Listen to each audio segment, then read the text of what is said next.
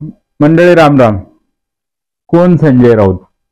हा जो प्रश्न आहे ना, सातत्याने विचारला जाणारा, बरोबर आहे की नाही? संजय राऊत साहेबांच्या ज्या काही वेगवेगळ्या सकाळी सकाळी प्रेस कॉन्फरन्स होतात, की सकाळी सकाळी लोकांवर टीका होती भाजपच्या म्हणा किंवा इतर पक्षांच्या म्हणा, तर त्या संदर्भात आपले कोण संजय राऊत हा जो प्रश्न विचारणारे बरेच जण आहे.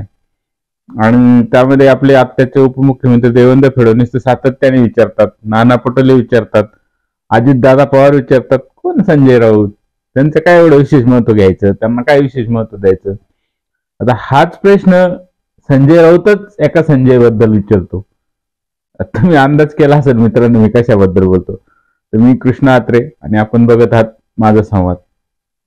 मित्रांनो, जसे लोकसभेचे 2024च्या लोकसभेचे दिवस जवळ येत आहेत, आता माझ्या मते 2-3 महिनेच राहिले आणि प्रत्येक जण आपले आपले डाव प्रतिडाव टाकायला सुरुवात केलेली. तर ह्या संदर्भात काल एक चर्चा ऐकण्यात आली की संजय राऊत साहेब आपले उद्धव ठाकरे साहेबांचे शिवसेनेचे प्रवक्ते, त्यांनी सांगितलं की शिवसेना ही 23 जागा लढणार आहे.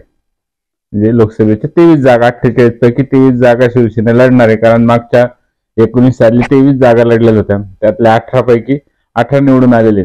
आता 18 तर 100%, 18 पेक्षा खाली तर अजिबात घेणार नाही असं त्यांचं वक्तव्य होतं. आणि त्या वक्तव्याला संजय निरुपम यांनी त्याला उत्तर दिलेले. तर संजय निरुपम कोण याबद्दल मी सांगण्याची काही तुम्हाला आवश्यकता नाही, ते माझे शिवसैनिकच होते आणि संजय राऊत साहेबांचं बोट धरूनच, म्हणजे संजय राऊतांनीच त्यांना सामनामध्ये आणलं होतं. हिंदीचं जे काही सामनाचं दैनंदिन निघालं होतं, अजून पण चालू आहे, त्या दैनिकांचे संपादक म्हणून, हिंदी सामनाचे संपादक म्हणून संजय राऊत आपल्याला संजय निरुपम आपल्याला सगळ्यांना माहित असेल मित्रांनो. शिवाय 95 साली त्यांना खासदारकीचं राज्यसभेचं तिकीट पण मिळालं होतं. म्हणून कदाचित संजय राऊत साहेब आणि संजय निरुपम यांच्यामध्ये मिठाचा खडा पडला असेल. दोघांची मैत्री पण सर्वश्रुत आहे असं म्हणतात आणि संजय राऊतांनीच त्यांना सामनामध्ये आले. हे सगळा इतिहास आहे. आता त्यामधून बरेच संजय निरुपम शिवसेना सोडून काँग्रेसमध्ये गेलेले, आता बरेच दिवस झाले काँग्रेसमध्ये आहे. काँग्रेसमध्ये पण त्यांचं असं म्हणावं असं काय प्रश्न नाही, त्यांना कोणी विचारत नाही किंवा काँग्रेसच्या जे काही संघटना आहे त्यामध्ये त्यांचं काही स्थान आहे असं काही वाटत नाही मित्रांनो. परंतु कालची जी चर्चा झाली दोन संजय मधले, संजय जे महाभारत काळापासून संजयला फार महत्व आहे. म्हणजे जे दूरदृष्टी जी आपण म्हणतो ना ती संजयकडे असते असं म्हणतात. महाभारताच्या काळामध्ये पण जे युद्ध चालू होतं त्याचं इत्थंभूत माहिती आपल्या धृतराष्ट्राला देण्याचं काम संजय करत होते त्यावेळेचे.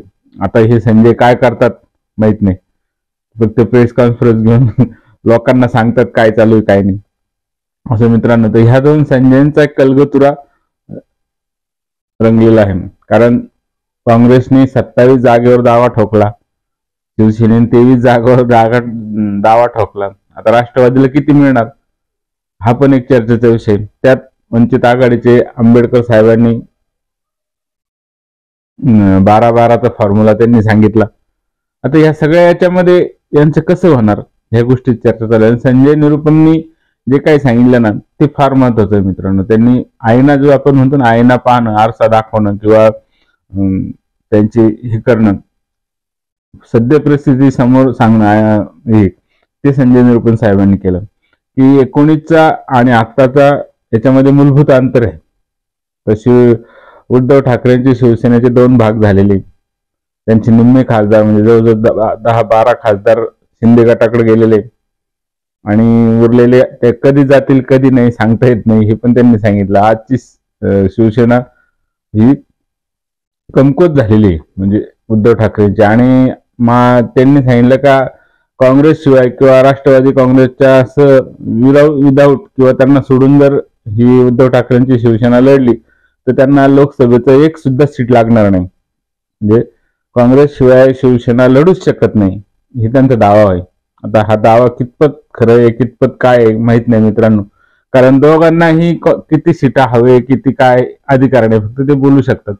पण कोणाला किती सीट मिळणार किती काय करणार काँग्रेसचे स्थानिक नेते ठरवू शकत नाही आणि संजय राऊत पण ठरू शकत नाही. आता हे सगळे जेव्हा एकत्र असतील त्यांचे मोठे नेते उच्च लेवलचे त्यावेळेस ते हे करणार आहे. परंतु एक फक्त चर्चा घडून देणं आणि आपण आपल्या संघटनेमध्ये किती महत्वाचे आहोत हे आपल्या बोलण्यातून किंवा प्रसार माध्यमातून दाखवणं हे सध्या दोन्ही संजयचं चालू आहे.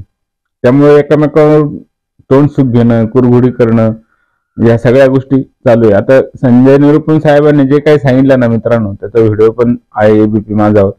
त्यांनी स्पष्ट सांगितलं की जी परिस्थिती आहे म्हणजे राष्ट्रवादी काँग्रेसची परिस्थिती सुद्धा आज पहिल्यासारखी राहिलेली नाही. त्यांचे सुद्धा दोन भाग झालेले. अजित दादांचा गट बाजूला निघलेला आहे, शिंदेचा गट शिवसेनेतून बाजूला निघलेले. म्हणजे त्यांची ताकद काय नेमकं कोणालाच माहित नाही.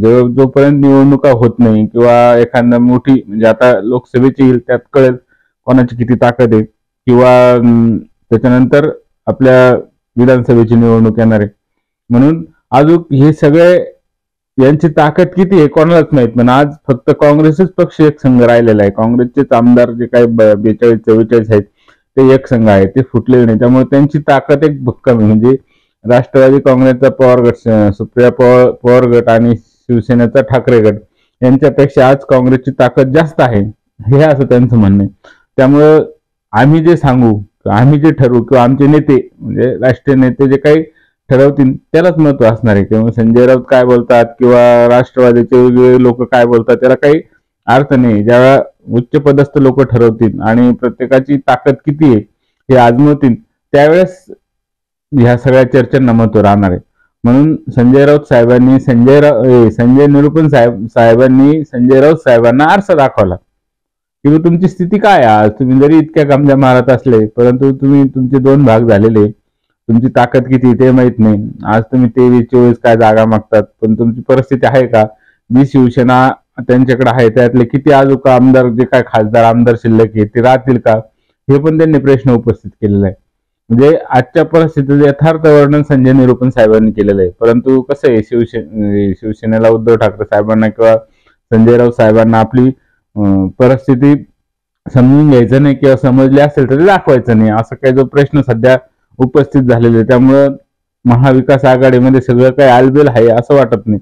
आता ज्यावेळेस लोकसभेचे ऍक्च्युअली सीट शेअर होईल 48 जागांमध्ये कोणाला किती मिळणार आहे आणि यामध्ये निश्चित आहे मित्रांनो काँग्रेसचा वाटा मोठा असणार आहे.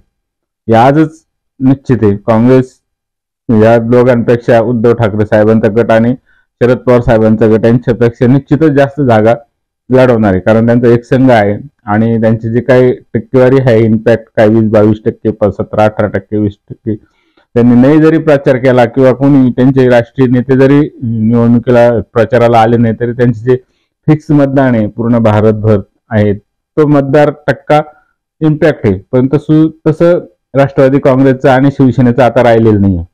त्यामुळं हे सगळे काय म्हणतात ना म्हैस पाण्यात चर्चा चालू, तशी काही गोष्ट चालू आहे. त्यामुळे एकदा निवडणुका जवळ येऊ द्या, किती जागा किती मिळतात काय येतात आणि त्यांना कोणा साध्या पक्षासमोर हे व्हायचं नाही. तसंच यांचे पण होणार आहे. परंतु भाजप आणि शिंदे गट किंवा अजितदादा पवार गट यांचं एक बरं आहे, ते उठसूट मीडियामध्ये येत नाही किंवा आपले काय जे काय अंतस्थ गोष्टी ते सांगत नाही आणि रणनीती कधी उघड करावं लागत नाही. बरोबर आहे की नाही. आता हे लोक तोंडात वाप दवडतात, बाष्प बडबड करतात आणि मीडियाला खाद्य पुरवतात, त्याच्यावर आमच्यासारखे सामान्य लोक सुद्धा व्यक्त होतात. त्यामुळे वाटलं मित्रांनो की ही जी काही बडबड आहे याला काही अर्थ नाही. कोण किती जागा लढवणार काय लढवणार, आता संजय राऊत साहेबांना अधिकार नाही, संजय निरुपम साहेबांना पण अधिकार नाही यावर कोणाच्या किती जागा आहे. परंतु आपलं एक मत, आपली एक भडास काढण्याचं काम सध्या चालू आहे. तर असं मित्रांनो विषय जर आपल्याला आवडला तर चॅनल सबस्क्राईब करा, लाईक करा आणि व्हिडिओ पाहिल्याबद्दल